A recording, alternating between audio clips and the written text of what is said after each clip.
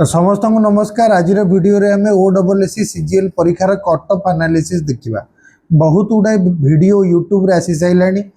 किछि किछि ऑर्गेनाइजेशन अच्छा 110 रु 115 मार्क पर्यंत क्लेम कर किंतु सेते मत लगुनि कहीं कट ऑफ जीव। मु तुमको कहूँ रिजनटा कौन। मु निजे जाइथिली परीक्षा दवाई। परीक्षाटा जिते सहज लगुच सेते सहज नुह, बहुत समय लगुच।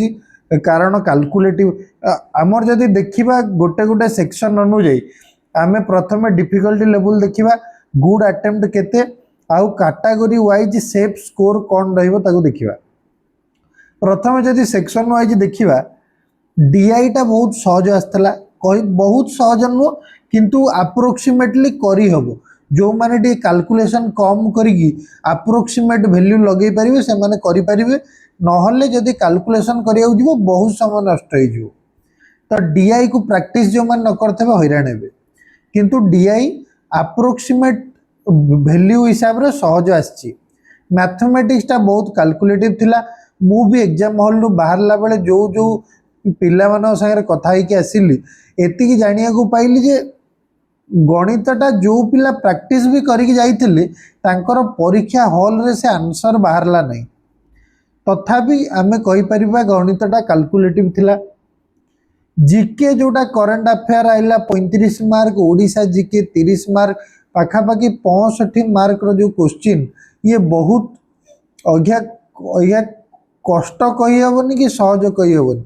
अघिया 65 टा क्वेश्चन पड़ी तुम से 10टा 15टा क्वेश्चन बाहर करी कहीदेव जे यहाँ सहज किंतु बाकी सब कुआड जीव। तो जो समुदाय जदि 60 रु 65 क्वेश्चन देखा एथरू जना पड़ुची जे यहाँ मॉडरेट टू टिके डिफिकल्ट लेवल रही।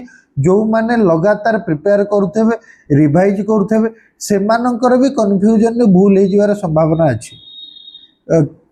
कंप्यूटरटा आम कहीपर इजी पड़ी कारण मुझे प्रैक्टिस करी नथिली, एते डीपली एते भीतर क्वेश्चन आसीनी। तो कंप्यूटरटा को तुम इजी बोली कहीपर। रिजनिंग जो 25 क्वेश्चन अच्छे आम चेष्टा करूँ रिजनिंग रे फुल रु फुल रखीदेबू। 20-25 क्वेश्चन रु फुल रखीदेबू सी सेमती नुह। मु तो निजे 15टा करके आइची आउ 10टा क्वेश्चन मु निजे छाड़ी के आइची। तो टिके बुझीबा को प्रॉब्लम होउतिला, मते आंसर बाहर करिया को असुविधा होउतिला। टिके लेंदी थिला रिजनिंग, बहुत लंबा लंबा क्वेश्चन दिया हितला शेष को 3-4टा ताकू पढ़ी की क्वेश्चन कला बेलू को बहुत समय नष्ट होउतिला।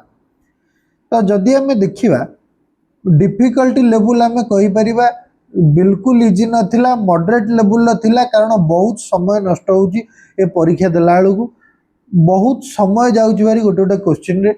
गुड अटेम्प्ट जदि कहबा मु निजे 122टा क्वेश्चन करथिली सेथरो 95 टा ठीक हैला, 27टा क्वेश्चन भूल हो गला। तथापि जो पिला 120 रु 130टा क्वेश्चन अटेम्प्ट करके आइतबो आउ एक्यूरेसी भल थिबो पाखापाखि जनरल कैटेगरी जदि 100टा भलिया क्वेश्चन ठीक होउथिबो ताहले तार भी क्लियर करिवार चांस अछि। कारण मु कहि दउची आर वर्ष यूआर कैटेगरी रे कट ऑफ थिला 100.75। ए वर्ष कहि परिबो 90 रु 95 भितर कट ऑफ जीवो, ताटू अधिका कहीं जीवनी लागुनी। कारण क्वेश्चन रो पैटर्न टा बदलची हेई पारे, काहाको सहज लागि पारे, काहाको कष्ट लागि पारे, किंतु क्वेश्चन रो पैटर्न टा बदलची। को भलिया परीक्षा दबो आमे तो जानि नथलु कोथरु केते मार्क रो क्वेश्चन पडिबो सेटा भी क्लियर नथिला, खाली गोटे रेंज दिया जाइथिला। तो जदि कहबा यूआर रे 90 रु 95 जो माने रखिचंदी प्रिपेयर करंतु आगो परीक्षा पे। एससीबीसी रो आर वर्ष कट ऑफ थला 99।